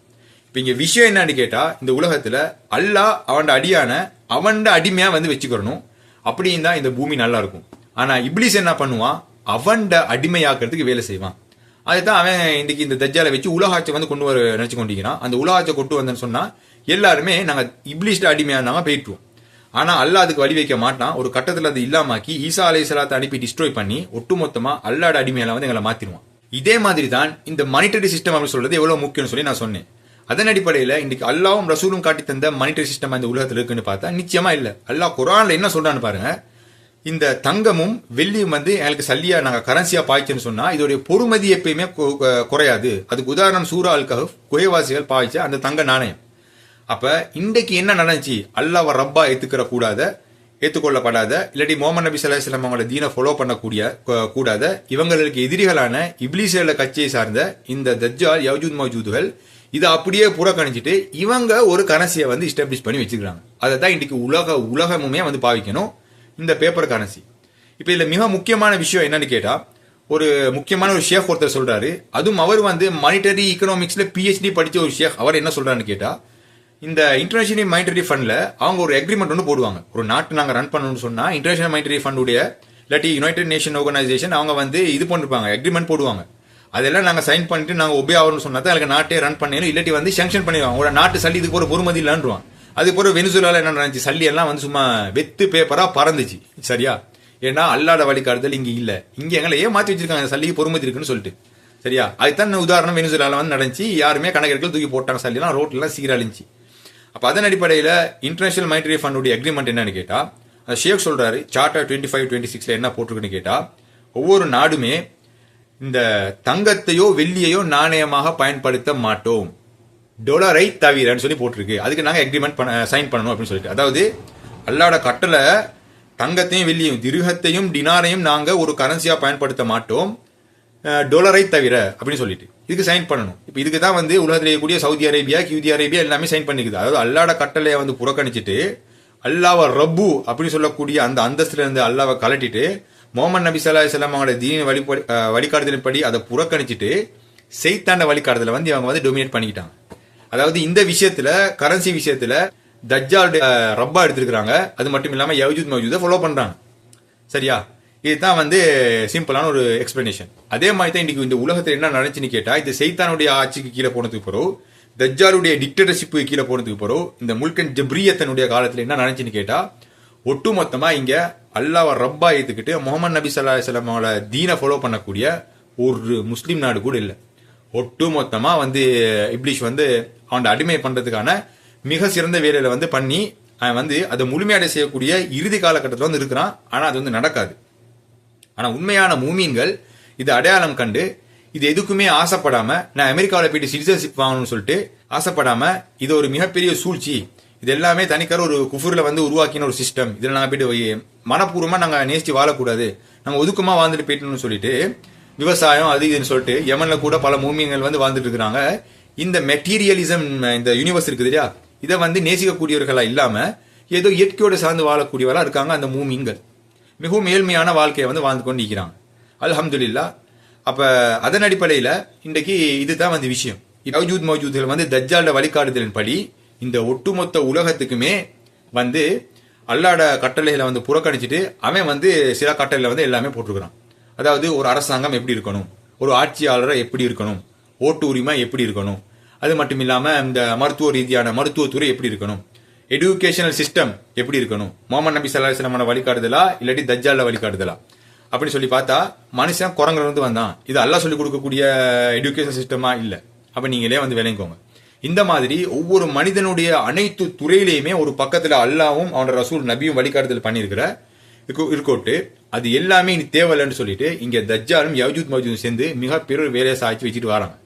இதுல மிக முக்கியமான ஒரு வேலையை பாருங்க. தஜ்ஜாலுடைய மாஸ்டர் மைண்ட் எப்படின்னு சொன்னா, இந்த அல்லாஹ் வந்து குர்ஆன்ல அரசியல் ரீதியான வழிகாட்டுதல் எக்கச்சக்கமா பண்றான். இப்ப தஜ்ஜாலுடைய மிகப்பெரிய ஆயுதம் என்னன்னு கேட்டா செக்யூலர் அப்படின்னு சொல்லிட்டு ஒரு அரசியல் சிஸ்டத்தை வந்து செஞ்சான். அதாவது ஒவ்வொரு நாடுமே இங்க செக்யூலர் நாடு தான் அப்படின்னு சொன்னா என்னன்னு கேட்டா மதசார்பற்ற நாடு அப்படின்னு சொல்லுவாங்க. பல மதத்தை சார்ந்தவர்கள் வாழ்றாங்க, நீங்க எல்லாம் ஒத்துமையா வாழணும் அப்படின்னு சொல்லுவாங்க. ஆனா இதோட உண்மைத்தன்மை என்னன்னு கேட்டா, இந்த அரசியல் ரீதியான நாங்க எடுக்கக்கூடிய எந்த முடிவுகளும் சரி, ஐநா சபையில் நாங்க எடுக்கக்கூடிய எந்த முடிவுகளும் சரி, இங்க நபி சொன்னாரு, ரசூல் சொன்னாரு, ஜீசஸ் அலைஹிஸ்ஸலாம் சொன்னாங்க, கௌதம புத்தராஜானன் வாசே சொன்னாங்க, அதுக்கப்புறம் அந்த மத நூல் சொல்லிச்சு, இந்த வேத நூல் சொல்லிச்சு, இதெல்லாம் இங்க ஒன்றுமே சரி வராது. ஆன்மீக ரீதியா நீங்க பள்ளிக்கு போங்க, நீங்க பன்சருக்கு போங்க, நீங்க என்ன வேணாலும் செஞ்சுக்கோங்க. ஆனா அரசியல் இந்த உலகத்துல என்ன முடிவு எடுக்கணும், இங்க அல்லாவுக்கும் அதிகாரம் இல்ல, ரசூலுக்கும் அதிகாரம் இல்ல. இதுதான் உண்மையான செக்யூலரிசம். அதன் அடிப்படையில நாங்க இன்றைக்கு ஃபர்ஸ்ட் ப்ரையாரிட்டி கொடுக்கக்கூடிய இந்த கல்வி திட்டம் எப்படின்னு கேட்டா செக்யூலர் எஜுகேஷனல் சிஸ்டம். அதாவது இறைவனற்ற ஒரு உலகத்துக்கு எங்களை கூட்டிட்டு போறதுக்கான அந்த விதையை வந்து அவங்க ஆரம்பத்திலேயே வந்து வச்சுட்டாங்க. சரியா? அதுதான் வந்து மனுஷன் குரங்குல இருந்து வந்தான், அப்படியே போற போக்குல குரங்கு அப்புறம் மனுஷனா வந்துட்டான், இறைவனுக்கும் மனுஷனுக்கும் படைக்கையும் இல்லை ஒன்றும் இல்லை அப்படின்னு சொல்லிட்டு இறைவனை மறுப்பாளர்களாக உருவாக்கக்கூடிய ஒரு சிஸ்டத்தில் நாங்கள் வாழ்ந்துட்டு இருக்கிறோம். இதுக்கு மாஸ்டர் மைண்ட் வந்து இந்த இப்லீஸ் தான். சரியா?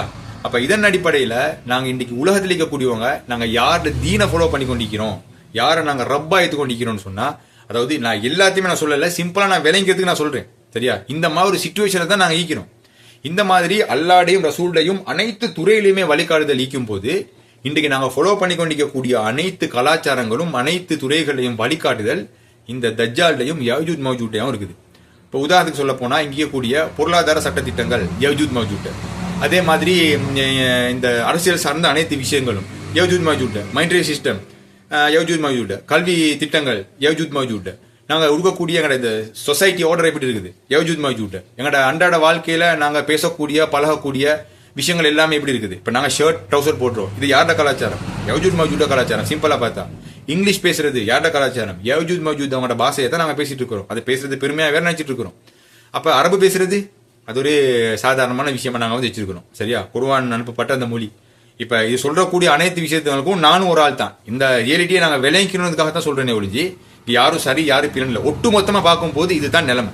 ஆனா இதுல இருந்து இந்த சூழ்ச்சியை நாங்க தெரிஞ்சு நாங்க எங்களை பக்குவப்படுத்திக்கிட்டு மனசளவுல இதெல்லாம் நாங்க நேசிக்க கூடாம நாங்க அல்லாவை சார்ந்து வாழணும் அப்படின்னு சொல்றதுக்காக தான் நான் இந்த விஷயத்தை வந்து சொல்றேன். சரியா? அப்ப அதன் அடிப்படையில அனைத்து துறையுமே வந்து இன்னைக்கு யஜூஜ் மௌஜூத் டொமினேட் பண்ணி வந்து வச்சுக்குது. அதை ஃபாலோ பண்ணக்கூடிய இப்ப பர்த்டே கொண்டாடுறாங்க, அது ஒரு கேக் வெட்டணும், அது சில சடங்கு சம்பிரதாயங்கள் இருக்குது. இது யார்ட கலாச்சாரம்? யஜூஜ் மௌஜூடைய கலாச்சாரம். இதன் அடிப்படையில நாங்க உடுக்கிறது, நாங்க நடக்கிறது, நாங்க இந்த பாட்டு பாக்குறது, படம் பாக்குறது எல்லாமே இந்த கலாச்சாரம் அனைத்துமே இந்த ஹெலோவின் கொண்டாடுறது சவுதி அரேபியாவில் இதெல்லாம் யார்ட? யஜூஜ் மௌஜூடைய கலாச்சாரம். அவங்களோட தீனை நாங்க அணுவா ஃபாலோ பண்ணி கொண்டிருக்கக்கூடிய ஒரு காலத்துல வந்து எங்களை வந்து உருவாக்கி வச்சுக்குது.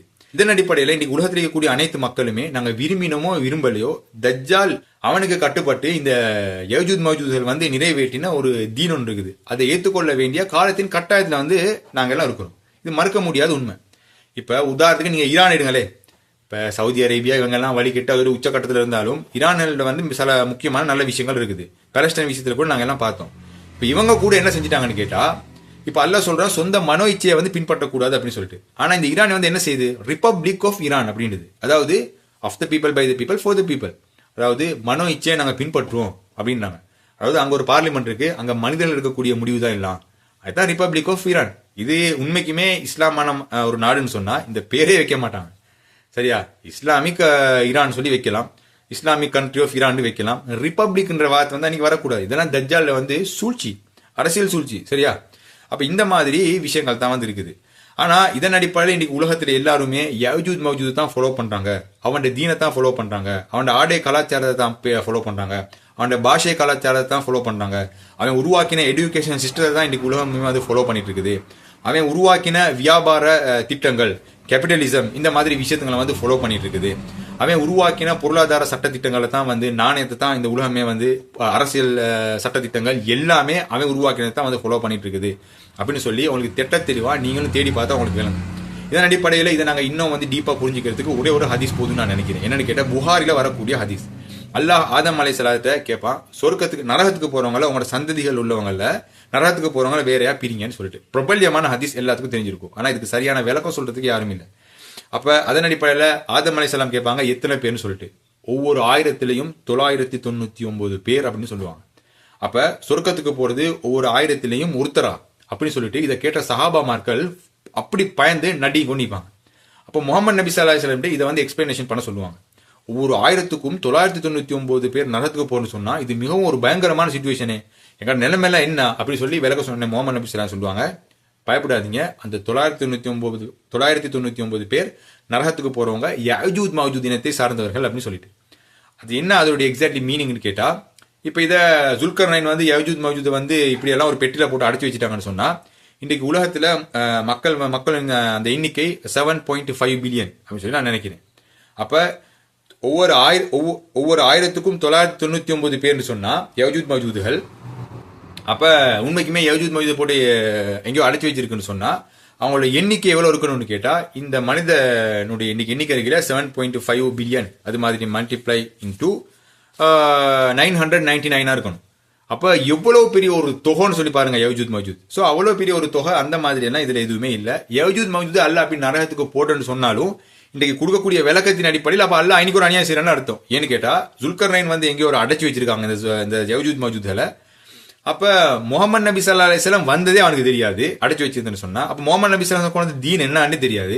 அப்ப திடீர்னு ஒரு காலத்துல வெளியே விட்டுன்னு சொன்னா இவனுக்கு என்ன நடக்கும்? அப்ப தீனுன்னு சொன்னா என்னன்னு தெரியாத ஒருத்தனை வந்து அல்லாஹ் வந்து நரகத்துக்கு போடுவானா 999 பேர். அப்ப அல்லாஹ் வந்து இன்னைக்கு அநியாயம் செய்யறான்னு பார்த்தா நிச்சயமா இல்ல.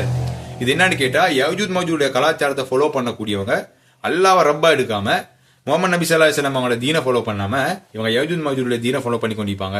அதன் அடிப்படையில் இன்னைக்கு உலகத்தில் இருக்கக்கூடிய நம்பர்ஸ் இந்த 7.5 பில்லியன்ல வந்து அதிகமானவங்க யஜூஜ் மஜூஜுடைய கலாச்சாரத்தை ஃபாலோ பண்ணக்கூடியவங்க தான். இதுதான் அந்த 999 பேர். அல்லாஹ் தான் இந்த நிலைமையிலிருந்து எங்களை பாதுகாக்கணுன்றதுக்காக தான் நான் இந்த விஷயத்தை நான் சொல்றேனே ஒழிஞ்சி இது அந்த பிழை இந்த பிழை நீங்க எதுவும் பார்க்காதீங்க. இதை பத்தி நாங்க தேடி நாங்க இதை பத்தி ஆதாரப்பூர்வமா சரியா நிரூபிக்கணும்னு சொன்னா மாச கணக்கு ஆதாரப்பூர்வமா கிளாஸ் எடுத்து பேச வேண்டிய விஷயங்கள் இதெல்லாம் நீங்க தெரிஞ்சுக்கணும். இதை தேடி பார்க்கணுன்றதுக்காக தான் நான் சொல்றேன். அதே மாதிரி இந்த யஜூஜ் மஜூஜ் இவர்கள் எப்படி மனிதர்கள் நான் சொல்றேன்னு கேட்டா சிம்பிளா நான் சொல்றேன். எனக்கு இந்த மாதிரி டவுட்கள் வரும், நீங்க தேடி பாருங்க. நூஹ் அலைஹிஸ்ஸலாத்துக்கு 3 மகன்.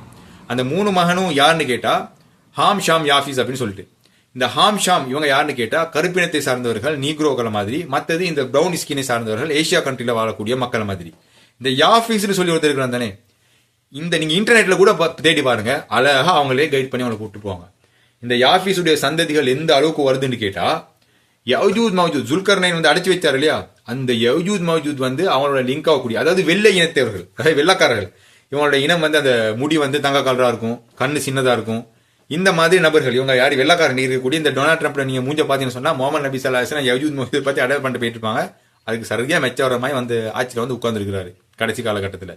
அப்ப யஜூஜ் மஜூஜ் இந்த யாஃபீஸ் சொல்லக்கூடியவர் இந்த வெள்ளக்காரர்களோட யஜூஜ் மஜூஜுடைய கனெக்ஷன் வரைக்கும் போகும். அங்க இருந்து நீங்க யஜூஜ் மஜூஜ் அதாவது ஜுல்கர்னைனோட காலகட்டத்தில் இருந்து யஜூஜ் மஜூஜ் நீங்க பத்தி தேடி பார்க்கும்போது அஸ்கனைஸ் ஜூஸ், கசேரியன் ஜூஸ் அப்படி சொல்லி லிங்க் ஆகி இந்த குருசேட் சிக்கிறாங்க இல்லையா, சிலுவை வீரர்கள் சொல்லுவாங்க இல்லையா, அங்க வரைக்கும் வந்து கனெக்ஷன் ஆகும். சரியா?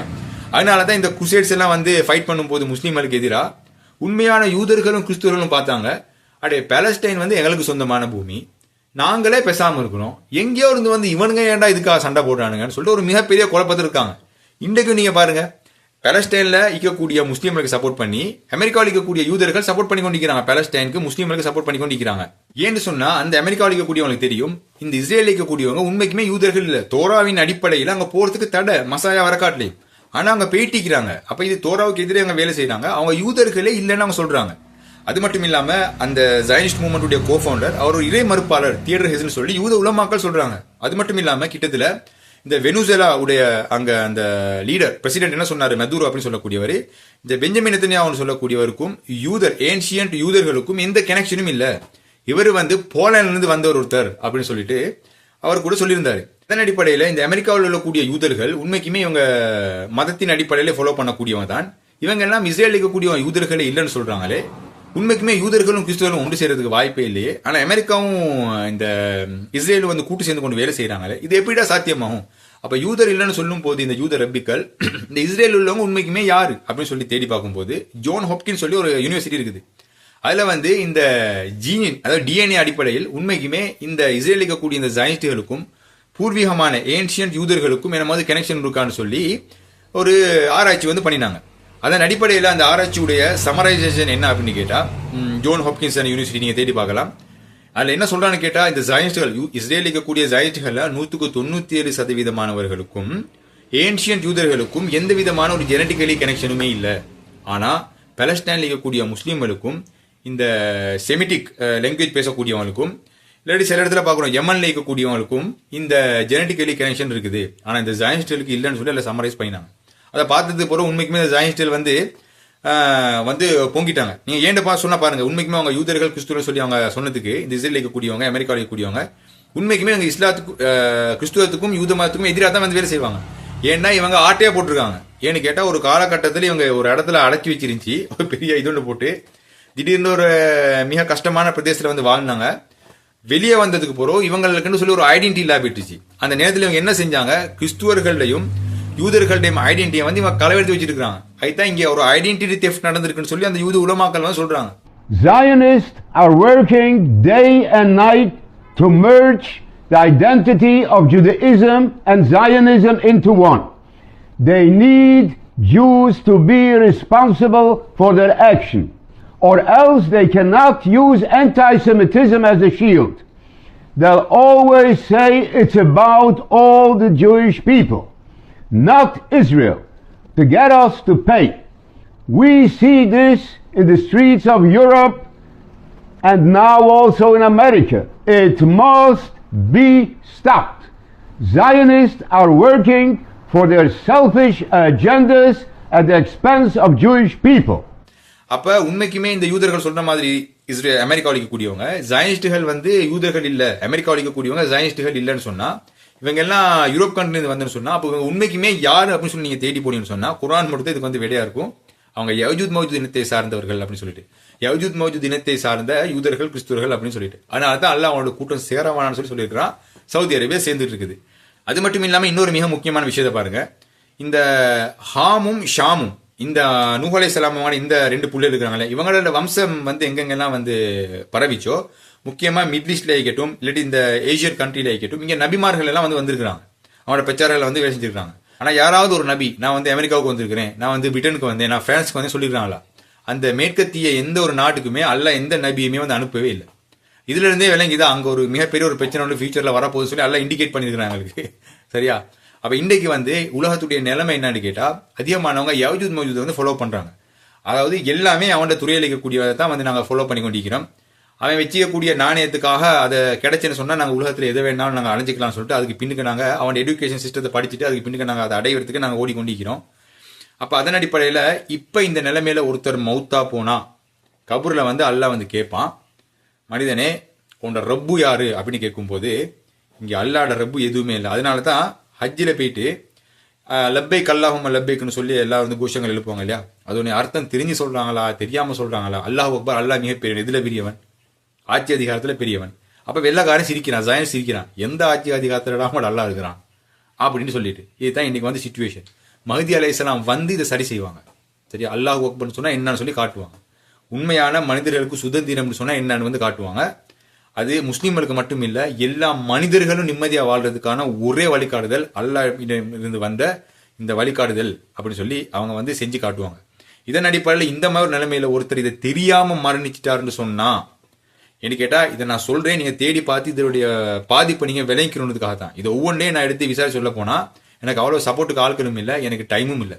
இதை நீங்க தேடி பாருங்க. இதுதான் இதனுடைய சமரைசேஷன். குர்ஆனுக்கும் பொருந்தி போகக்கூடிய மாதிரி இருக்கும், எல்லா நிகழ்வுகளுக்கும் பொருந்தி போகக்கூடிய மாதிரி இருக்கும். சரியா? இப்ப இந்த நிலைமையில ஒருத்தர் மௌத்தா போயிட்டாருன்னு சொன்னா அல்லாஹ் கபர்ல வச்சு கேட்கும் போது உங்களோட ரப்பு யாருன்னு கேட்டா இன்னைக்கு வந்து தஜ்ஜால வந்து குறிக்கும். அப்படி இல்லாட்டி இப்ப தஜ்ஜால் வந்தா கூட அவன் என்ன சொல்லுவான், மக்களுக்கு அவனை ரப்பா தான் டிக்ளேர் பண்ணிக்கிடுவான். அதே மாதிரி தான் உங்களோட தீன், நீங்க ஃபாலோ பண்ண தீன் யாருன்னு கேட்டா நிச்சயமா நாங்க முஹம்மது நபி ஸல்லல்லாஹு அலைஹி வஸல்லம் அவங்களோட தீனை ஃபாலோ பண்ணணும்னு சொல்ல மாட்டோம், யஜூத் மௌஜூத் தீனை ஃபாலோ பண்ணணும்னு நாங்க சொல்லுவோம். அதே மாதிரி இன்னொரு சிம்பிள் நான் உங்களுக்கு ஒரு க்ளூ ஒன்று தரேன். இந்த யஜூத் மௌஜூத் குர்ஆன் அடிப்படையில் எப்படி கண்டுபிடிக்கும் சொல்லிட்டு நீங்களும் கண்டுபிடிங்க அந்த மாதிரி. அப்போ உங்களுக்கு யஜூத் மௌஜூத் வந்து தெளிவாகிடும். என்னன்னு கேட்டா, இந்த ஜுல்கர்னைன் வந்து அந்த ஊருக்கு போறாரு. அப்ப அந்த ஊர் ஆட்கள் வந்து ஜுல்கர்னைன்ட்ட கம்ப்ளைண்ட் பண்றாங்க, இப்படிதான் யஜூத் மௌஜூத் வந்து இந்த பூமியில ஃபசாது பண்றாங்கன்னு சொல்லி தான் எக்ஸ்பிளனேஷன் இருக்கும், டிரான்ஸ்லேஷன்ல வந்து இருக்கும். ஃபசாது பண்றாங்க. யஜூத் மௌஜூத் என்ன செய்வாங்க, இந்த பூமியில ஃபசாது பண்ணுவாங்கன்னு சொல்லி இருக்கும். ஆனா என்ன ஃபசாதுன்னு சொல்லி அங்க இருக்காது. ஆனா அல்லாஹ் குர்ஆன்ல வேற வேற இடத்துல ஃபசாதுன்னு சொன்னா என்ன அப்படின்னு சொல்லிட்டு எக்கச்சக்கமா அடையாளம் பண்ணிருப்பான். அதெல்லாம் தேடி பாருங்க, அப்பதான் உங்களுக்கு விளங்கும் அல்லாஹ் எனக்கு என்ன சொல்றான், குர்ஆனுடைய ஹிக்மத் அப்பதான் வந்து புரியும். அதுல என்ன விஷயம்னு கேட்டா, இந்த மாதிரி ஃபசாதுகள் எல்லாம் வந்து டெஃபினேஷனோட போட்டிருப்பான். அந்த ஃபசாதுகள் எல்லாம் யாரு பண்ணுவாங்கன்னு பார்த்தா இந்த யஜூத் மௌஜூத் இனத்தை சார்ந்தவங்க இந்த பூமிக்கு மறுபடியும் வந்தோடனே பண்ணிட்டு இருப்பாங்கன்னு சொல்லிட்டு. அதுல உதாரணத்துக்கு நான் ஒன்று சொல்றேன். என்னன்னு கேட்டா, அளவு நிறுவையில் மோசடி செய்வது அல்லாஹ் ஃபசாதுன்னு சொல்றான், கொலை செய்வது ஃபசாதுன்னு சொல்றான். இதெல்லாம் இன்னைக்கு அந்த குர்ஆன்ல என்னென்ன ஃபசாது வருதுன்னு சொல்லிட்டு ஒரு பட்டியல போடுங்க. இது எல்லாமே இன்னைக்கு இந்த யஜூத் மௌஜூத் இந்த ஜாயினிஸ்டுகள் தான் செஞ்சு கொண்டிருக்கிறாங்கன்னு சொல்லி உங்களுக்கு வந்து கிளியர் கட்டா வந்து விளங்கிடும். அப்ப அதுக்கு எக்ஸ்பிளனேஷன் குர்ஆனுடைய வழிபாடுத்தின் படி இந்த யஜூத் மௌஜூத்னு சொன்னா இந்த ஜாயினிஸ்டுகள், இந்த கசேரியன் ஜூஸ், அது மட்டும் இல்லாம இந்த இவங்கள் தான் இன்னைக்கு உலகத்தை வந்து ஆட்சி பண்ணி கொண்டிருக்கக்கூடியவங்க தான் இந்த ஜாயினிஸ்ட், இந்த யஜூத் மௌஜூத் சொல்லி உங்களுக்கு ப்ரூஃப் ஆயிடும். உதாரணத்துக்கு அளவு நிர்வையில் மோசம் செய்யாடின்னு சொன்னா ஒரே ஒரு விஷயத்தை மட்டும் நான் சொல்றேன் உங்களுக்கு. அதுல என்னன்னு கேட்டா, இப்ப ஒரு கிலோ எடுக்க போனா ஒருத்தர் 50 கிராம் குறைச்சு தண்டாரு. இது ஒரு அளவு நிர்வையில் மோசடி தான். இது ஒரு காலத்துல வந்து இருந்துச்சு. ஆனா இப்ப நாங்க வாழக்கூடிய காலகட்டம் தஜ்ஜாலுடைய காலகட்டம். ஃபசாதுகள் எல்லாம் இந்த ஃபித்னாக்கள் வேற லெவல்ல இருக்கும். அதை மூமீன்கள் அடையாளம் கண்டுக்கணும் முஹம்மது நபி சொல்லிட்டு போனாங்க இல்லையா? அதன் அடிப்படையில நான் மூமீன் நான் சொல்ல வரல, நான் ஃபாலோ பண்ணக்கூடிய மூமீன்களா இதெல்லாம் நான் கத்துக்கிட்ட விஷயம் உங்கள்ட்ட சொல்லணும்னு நான் நினைச்சு சொல்றேன். அதன் அடிப்படையில இந்த இப்ப நான் இன்னைக்கு உலகத்தை நாங்க எடுத்தோம்னு சொன்னா ஒரு பப்பாயா ஜூஸ் நான் குடிக்கிறோம்னு வைங்களே, பேக்கெட் பண்ணி வரும். இது நாங்க என்னத்துக்கு நாங்க குடிக்கிறோம், அதுல வந்து எங்களுக்கு ஒரு எனர்ஜி ஒன்று இருக்குது, அதுல நேச்சுரல்ஸ் இருக்கு, விட்டமின்ஸ் இருக்குது, அதுக்காக நாங்க வந்து குடிக்கிறோம்னு வைங்களே. இப்ப இந்த பப்பாயா ஜூஸ்ல வந்து 1 வருஷம் 2 வருஷம் வந்து வச்சுக்கிறதுமா இருக்கும். இப்ப இதுல அளவு நிறுவையில் மோசடின்னு சொன்னா அதுல 1 லிட்டர்னு போட்டிருப்பான், 500 ரூபான்னு போட்டிருப்பான். 1 லிட்டர்னு சொன்னா அது என்ன 950 மில்லி லிட்டர் இருக்குமான்னு பார்த்தா நிச்சயமா இல்ல. 1 லிட்டர் பெர்ஃபெக்டா இருக்கும். அப்ப இன்றைக்கு உலகத்துல எப்படி அளவு நிறுவையில் மோசடி நடக்கும்னு கேட்டா, அந்த 1 லிட்டர்ல அந்த பப்பாயா ஜூஸ் நான் குடிக்க வேண்டிய சத்து, அந்த நேச்சுரல்ஸ் இருக்குது, அது ஒன்றுமே இருக்காது. சொல்ல போனா என்னமோ ஒரு தண்ணியை போடுவான், என்னமோ ஒரு கலரிங்க போடுவான், என்னமோ ஒரு எசன்ஸை போடுவான். சொல்ல போனா அந்த பப்பாயா மட்டும் இருக்காது, மற்றது எல்லாம் இருக்கும். சரியா? இதுதான் தஜ்ஜாலுடைய இன்னைக்கு ஃபித்னா, யஜூஜ் மஜூஜ் செய்யக்கூடிய ஃபசாத் இன்னைக்கு இந்த பூமியில. இந்த மாதிரி உணவுப் பொருள்கள் வந்து இவங்க உணவுப் பொருள்களை கை வச்சா அது ஃபசாத் ஆயிரும். அதனால இன்னைக்கு அதிகமான கேன்சர்கள் வந்து உருவாகி கொண்டு இருக்குது. இதுக்கு பின்னுக்கு வந்து யஜூஜ் மஜூஜ்ல ஃபசாத் இருக்குது. அது மாதிரி தான் இவங்க தொட்டது பிடிச்சது எல்லாமே ஃபசாத் தான் இந்த பூமியில. குடும்ப உறவுகளை துண்டிக்க நினைப்பது ஃபசாது. அவன் அதை செஞ்சுட்டு இருக்கிறான். முக்கியமா இந்த பெட்ரூம் வரைக்கும் அதை கொண்டு வந்துட்டான் அந்த ஃபசாதை. அது மட்டும் இல்லாம இந்த நீங்க எஜுகேஷனல் சைட்ல இருந்தாலும் நீங்க பார்த்தாலும் சரி, 2030 வந்து 3 வயசு 4 வயசு 5 வயசு பிள்ளைகளுக்கு எல்லாம் செக்ஸ் எஜுகேஷன் கம்பல்சரி பண்ண சொல்லி சட்டத்திட்டங்கள் வந்து வந்துட்டு இருக்குதா வந்து கேள்வி. அப்ப யஜூஜ் மஜூஜ்கள் வந்து இந்த எஜுகேஷன் சிஸ்டத்துல கை வச்சா அது ஃபசாத் ஆயிரும். அரசியல் அனைத்து ரீதியான விஷயங்களை கை வச்சா அது ஃபசாத் ஆயிரும். இவன் தண்ணியில கையை வச்சா தண்ணியில ஃபசாது பண்ணுவான். எதை கை வச்சாலும் அதுல ஃபசாது தான் பண்ணிட்டு இருக்கிறான். சரியா? ஆனா என்னது, தஜ்ஜாலோட சேர்ந்து பண்ற சுட்டி இந்த ஃபசாதுல எல்லாம் ஃபர்ஸ்ட்டுக்கு அழகா இருக்கும். சரியா? ஆனா அதுக்கு பின்னுக்கு மிகப்பெரிய பயங்கரமான விஷயங்கள் இருக்கும். இதன் அடிப்படையில் நீங்க குர்ஆனின் அடிப்படையில் இப்படிதான் யஜூஜ் மஜூஜை நீங்க வந்து கண்டுபிடிக்கணும். சரியா? அப்ப இந்த யஜூஜ் மஜூஜ் யாருன்னு நீங்க கண்டுபிடிச்சி, இது நான் சொல்ற விஷயம் எல்லாம் எவ்வளவு தூரத்துக்கு உண்மை அப்படி சொல்லி நீங்களும் தேடி ஒரு கன்க்ளூஷனுக்கு வாங்க. இப்ப இதை சொல்றது ஏன் முக்கியமான காரணம்னு கேட்டா, நாங்க ஒரு முக்கியமான ஒரு காலகட்டத்தில் இருக்கிறோம். மறுமையுடைய அடையாளம் முகமது நபி ஸல்லல்லாஹு அலைஹி வஸல்லம் என்ன சொன்னாங்கன்னு கேட்டா, திடீர் மரணங்கள் ஏற்படும் அப்படின்னு சொன்னாங்க. அதுக்கு மிக முக்கியமான காரணம் ஒன்றும் இருக்குது. சும்மா வந்து திடீர் மரணம் ஏற்படுமா, ஏன் அப்படி சொல்லி ஒரு காரணமும் இருக்குது. அதை நாங்கள் விளைவிக்கிறதுக்கு தான் முகமது நபி சொல்லிட்டு போனாங்க. நாங்கள் ஆனால் அதெல்லாம் யோசிக்க மாட்டோம். அப்படிதான் எங்களை வந்து செட் பண்ணி வச்சிருக்கு இந்த உலக வல்லரசுலாம் சேர்ந்து. அப்ப இந்த மாதிரி ஒரு மரணம் யாருக்கு வேணாலும் எந்த நேரத்தில் வேணாலும் ஏற்படலாம் இல்லையா? நாங்க பிள்ளைகளுக்கு காட்டுற இந்த கார்ட்டூன் கலாச்சாரம் இருக்குது தானே, இந்த கார்ட்டூன்ல நீங்க நல்லா நோட் பண்ணி பாருங்க. சின்ன பிள்ளைகளோட மனசை அந்த வயசுலயே வந்து ஒரு ஒரு கெட்ட பாதையை நோக்கி அழைச்சிக்கிட்டு போறதுக்கான வழிகாட்டுதல் அங்க இருக்கும். குட்டை பாவாடை இருக்கும். சின்ன பிள்ளைக்கு சின்ன கார்ட்டூன் சொல்லுவான், ஆனா அதுல ஒரு சின்ன ஒரு பொம்மை மாதிரி ஒரு பொம்பளை பிள்ளைய செஞ்சு வச்சு அதுக்கு பாய் ஃப்ரெண்ட் இருக்கும். அவன் கிஸ் பண்ணி கொள்ளக்கூடிய சீன் இருக்கும். வேற லெவலுக்கு அவங்க கொண்டு போயிட்டுருவாங்க. அப்ப கார்ட்டூன் அந்த ஃபோன் கலாச்சாரம், இந்த கார்ட்டூன் கலாச்சாரம் சின்னத்துல இருந்தே வந்து யஜூஜ் மஜூஜ் அந்த கலாச்சாரத்துக்கு நாங்க வந்து ஃபாலோ பண்றது. இந்த மாதிரி ஒரு நிலைமையில ஒருத்தர் மரணிச்சா அல்லாஹ் பாதுகாக்க, உங்களோட தீன் என்னன்னு கேட்டா யஜூஜ் மஜூஜ் தீன், உங்களோட ரப்பு யாருன்னு கேட்டா தஜ்ஜால் இல்லாட்டி இப்லீஸ் நான் சொல்லிட்டு இருக்கும். அல்லாஹ் தான் இந்த பாதுகாக்கிற இந்த நிலைமை வராம இருக்குது. ஸோ இது வந்து இந்த உண்மையை நீங்க விளைக்கிறதுக்காக தான் நானும் என்னோட டைமை செலவழிச்சு இந்த முக்கியமான விஷயத்த நான் சொன்னேன். ஆனா இதை பத்தி நீங்க கட்டாயம் ஒவ்வொருத்தரும் தேடுங்க. நான் சொன்ன விஷயம் எவ்வளவு தூரத்துக்கு உண்மை அப்படின்னு சொல்லி நீங்க தேடி பார்த்தீங்கன்னு சொன்னா, அதுக்கு பிறகு இதுக்கு ஒரு நீங்க கன்க்ளூஷனுக்கு வருவீங்க பாத்தீங்களா? அப்போ உங்களுக்கு நீங்க தேடி இருந்தனாலையும் பல விஷயங்கள் இன்னும் உங்களுக்கு வந்து விளங்கி, இந்த உலகம்னு சொன்னா என்னது, இங்க என்ன நடந்துட்டு இருக்குது, ஏன் அநியாயமா இவ்வளவு போர் நடந்துட்டு இருக்குது, சும்மா இருக்கிற முஸ்லீம்களை ஏன்டா வேணும் கொள்றானுங்க அப்படி சொல்லி எல்லாம் உங்களுக்கு ஒரு கிளியர் பிக்சர் கிடைச்சி, இங்க சைத்தான வழி என்னது, அல்லாட வழி என்னது. நாங்க எப்பயுமே அல்லாஹ்வை ரப்பா எடுத்துக்கிட்டு தீனை வந்து முகமது நபி ஸல்லல்லாஹு அலைஹி வஸல்லம் அவங்களோட தீனை இன்னைக்கு 100க்கு 100 எங்களை ஃபாலோ பண்ண ஏலாட்டியும் அதை நேசிச்சு மறக்காது. எப்படா சவுதி அரேபியால இருந்து இந்த தஜ்ஜால் சவுதி அரேபியால இருந்து மறக்க உருவாக போகுது, முகமது நபி ஸல்லல்லாஹு அலைஹி வஸல்லம் அந்த உருவாக்கின ஹிஜாஸ் ஜசீரத்துல் அரபுல இருந்து மறக்காது எப்போ உருவாக போகுதுன்ற ஈகலி வெயிட் பண்ணக்கூடிய நாங்கள் ஒரு சமுதாயமாகவும், மஹதி அலைஹிஸ்ஸலாம் அவங்களோட வருகைக்கு நாங்கள் எதிர்பார்த்து கொண்டிருக்கிற ஒரு சமுதாயமும் நாங்கள் மாறி, நாங்கள் அந்த மாதிரி வேலைகளுக்கும் அல்லாஹ் வந்து நாங்கள் முழுமையாக நாங்கள் சார்ந்து நடக்கணும்னு சொல்லியும் நாங்கள் வேலை செய்யறதுக்காகவும் அந்த நினைப்போடு நாங்கள் ஈக்கணுன்றதுக்காகவும் இன்றைக்கு இந்த உலகத்தில் தஜ்ஜால் காட்டக்கூடிய சொர்க்கத்துக்கும் யஜூஜ் மஜூஜ் தீனுக்கும் நாங்கள் வந்து அதுக்கு வந்து நாங்கள் சார்ந்து வாழக்கூடியவர்களாக இல்லாமல் ஏதோ நாங்கள் அதை மனப்பூர்வமாக நாங்கள் ஏற்றுக்கிறாம இப்படி ஒரு நிலைமை ஆகி போச்சு. இதுக்கு முக்கியமான காரணம் முஸ்லீம்களே வந்து அவங்களோட தலையில், அரபுகள் வந்து அவங்களோட தலையில் மண்ணாளி போட்டுக்கிறது காரணம். இதெல்லாம் நாங்கள் விளங்கி ஒரு நிலைப்பாடு நிற்கணும். நாங்கள் மரணிச்சா நாளைக்கு எங்களோட தீன் என்னன்னு கேட்டால் முகமது நபி ஸல்லல்லாஹு அலைஹி வஸல்லம் எங்களோட தீன், எங்களோட ரப்பு யாருன்னு கேட்டால் நாங்கள் மனப்பூர்வமாக அல்லாட மறக்க அல்லா தான் எங்களோட ரப்புல் ஆலமீன் சொல்கிற அளவுக்கு நாங்கள் எங்களோட மனசை நாங்கள் தயார் பண்ணி வச்சுக்கிற நிலைமையில எங்களோட மரணம் வந்துச்சுன்னு சொன்னால் மிக சிறப்பாக இருக்கும் அப்படின்னு சொல்லி நான் நினைக்கிறேன். ஸோ இந்த மாதிரி விஷயங்கள் நீங்கள் தேடி பார்க்கும்போது இன்னும் அதிகமான உங்களுக்கு விஷயங்கள் மார்க்கத்தின் அடிப்படையில் உங்களுக்கு வந்து கிடைக்கும். அதனால இந்த வீடியோ கொஞ்சம் பெருசாக போயிட்டுச்சு, தயவு செஞ்சு மன்னிச்சுக்கோங்க. இந்த மாதிரி பிள்ளைகள் இருந்தால் நீங்கள் திருத்தி தருமாறு நான் தலைமையுடன் கேட்டுக்கொள்கிறேன். எல்லாமே முஸ்லீம்கள் தான், நாங்கள் யூனிட்டியை மெயின்டைன்ஸ் பண்ணணும். ஸோ இந்த மாதிரி பேச்சில் நாங்கள் விஷயங்கள் நாங்கள் சொல்லும் போது யாருக்காவது ஏதாவது ஒரு கருத்து முரண்பாடு வந்துச்சுன்னு சொன்னால் எந்த பிரச்சனையுமே இல்லை, பேசி தீர்த்துக்கிறலாம். எங்களுக்கு வந்து கான்கிரீட் ப்ரூஃபாக வந்து குர்ஆன் வந்திருக்குது, முகமது நபி ஸல்லல்லாஹு அலைஹி வஸல்லம் வாழ்க்கை வழிமுறை இருக்குது. ஒன்றுமே பிரச்சனை இல்லை. மனிதன் வந்து பலகீனமானவன், பிழை செய்யக்கூடியவன் தான். இதில் அவரை பிழை செஞ்சிட்டார், இவரை பிழை செஞ்சிட்டார், அதெல்லாம் ஒன்றுமே இல்லை. பிழை செஞ்சுட்டேன்னு சொல்லி தெரிஞ்சுக்கிட்டேன்னு சொன்னால் மன்னிப்பு கேட்டு திருந்திக்கிடுவோம், அவ்வளோதான் விஷயம். இதன் அடிப்படையில் இந்த வீடியோ பெருசாக போயிட்டுருச்சு. அதுக்கு நான் மன்னிப்பு கேட்டுக்கிறேன். ஆனால் டைம் எடுத்து கொஞ்சம் பார்த்து நீங்களும் கரெக்டாக இந்த மாதிரி விஷயங்களை தேடி பார்க்குமாறு தாழ்மையுடன் கேட்டுக்கொள்கிறேன். அதே மாதிரி இந்த மாதிரி முக்கியமான விஷயம் நான் உங்கள்கிட்ட எடுத்துகிட்டு வரதுக்கு உங்களுடைய சப்போர்ட் பண்ணி இந்த சேனலை சப்ஸ்கிரைப் பண்ணி வச்சுக்கொள்ளுமாறு தாழ்மையுடன் கேட்டுக்கொள்கிறேன். அஸ்ஸலாமு அலைக்கும்.